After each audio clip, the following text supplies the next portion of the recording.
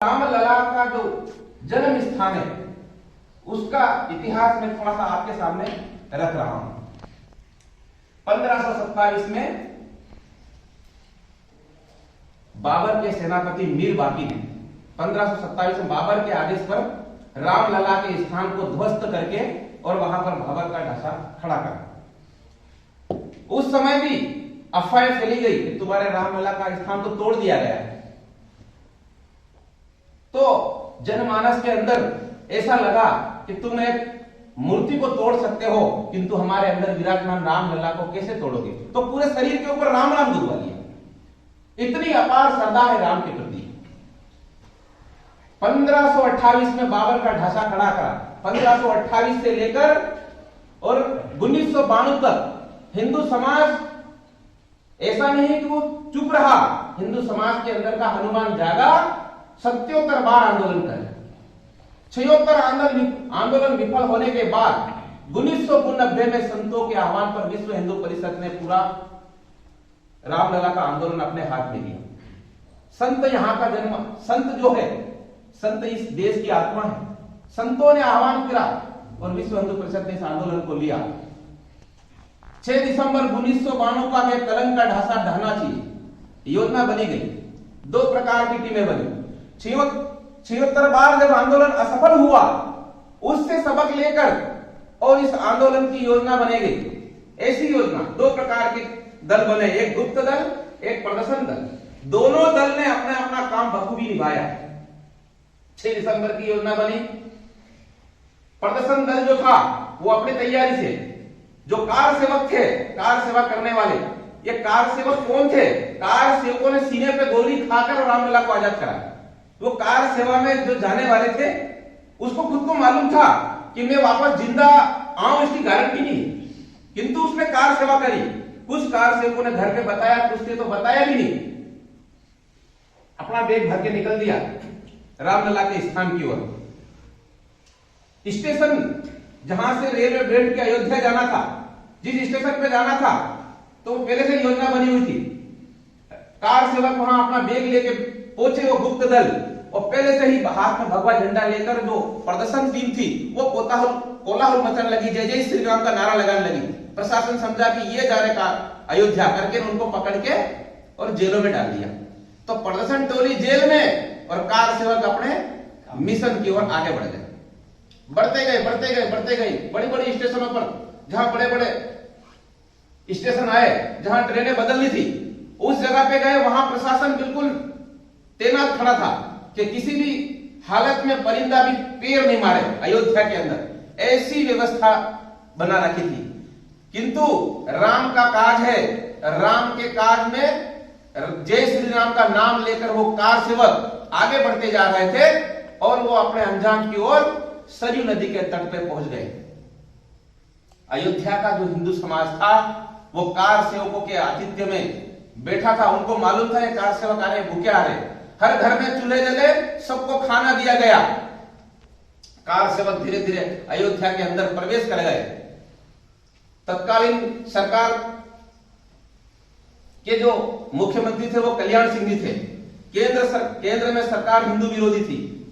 बार बार सूचनाएं मांग रही थी वहां की राज्य सरकार से कि कार सेवक बाबर के ढांचा को ढाले जा रहे हैं, किंतु वहां के सरकार ने सत्ता को समर्पित कर दिया। कल्याण सिंह जी ने किस प्रकार से समर्पित किया? केंद्र सरकार की सूचनाओं को बोल दिया गया कि यहां पर ऐसी कोई भी गतिविधि नहीं हो रही है जिससे कि बाबरी मस्जिद को क्षति पहुंचे। धीरे धीरे कार सेवक पहुंच गए और प्रातः 10:30 बजे से बाबर के जो कलम के ढांचा था उसके ऊपर कार सेवक सड़ गए। और ये जो ढांचा है, आप सबने इसकी कहानी पढ़ी होगी। आज ये आपको फिर से इसका स्मरण हो जाए इसके लिए मैं बता रहा हूं। तो कोठारी नाम के 2 भाई थे। बड़ा भाई जा रहा था तो छोटा भाई भी गया कार सेवक बन के। जब सबसे ऊपर वाले गुंबद पे चढ़े और हाथ में भगवा पताका लेके जब ऊपर चढ़ा तो नीचे से प्रशासन ने उनको गोली चला दी। सीने पे गोली लगती है, दूसरा भाई पास में खड़ा रहता है। वो भाई की चिंता नहीं करता, उसने भगवा ध्वज को हाथ में लिया। जैसे बड़ा भाई हाथ में लेता है उसको भी गोली लगती है, तो फिर तीसरा कार सेवक हाथ में लेता है। तो सीने पर गोली खाकर भी उस कलंक के ढांचा को ढहाने की प्रक्रिया शुरू हो गई। एक गुंबज ढहा, दो गुंबज ढहा, ढहता ढहता चलता गया। तो आखिरी गुंबज कैसे ढहेगा? 3:30 बज गई, किंतु राम का कार्य था, देखते ही देखते पूरा गुंबज जमींदोज हो चुका था। तो ये जो रामलला के स्थान पर कलंक का जो ढांचा था वो 6 दिसंबर 1992 को ध्वस्त हो गया। 6 दिसंबर 1992 के पहले ब्रह्मलीन स्वर्गीय अशोक जी सिंघल जी ने एक नारा दिया था कि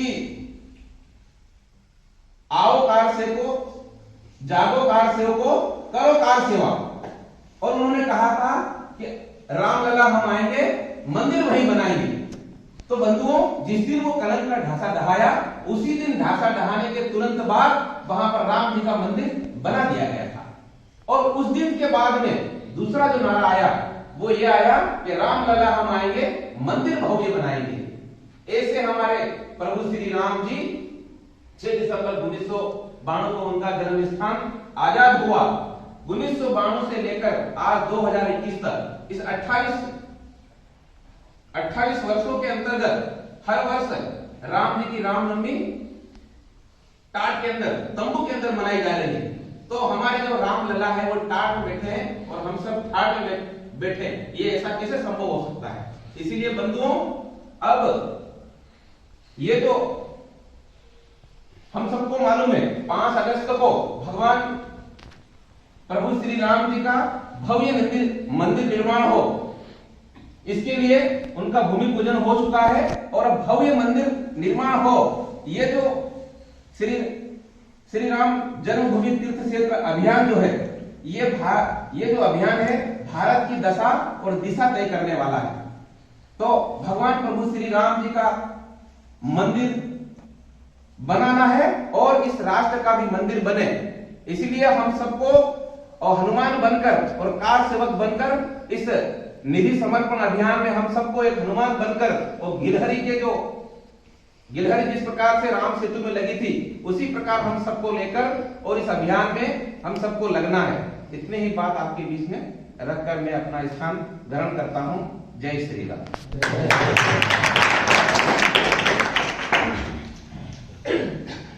सूचना है, उत्कृष्ट के बाद अधिकारी बदलेंगे, फिर हमें इसी स्थान पर बैठना है। कोई जिसे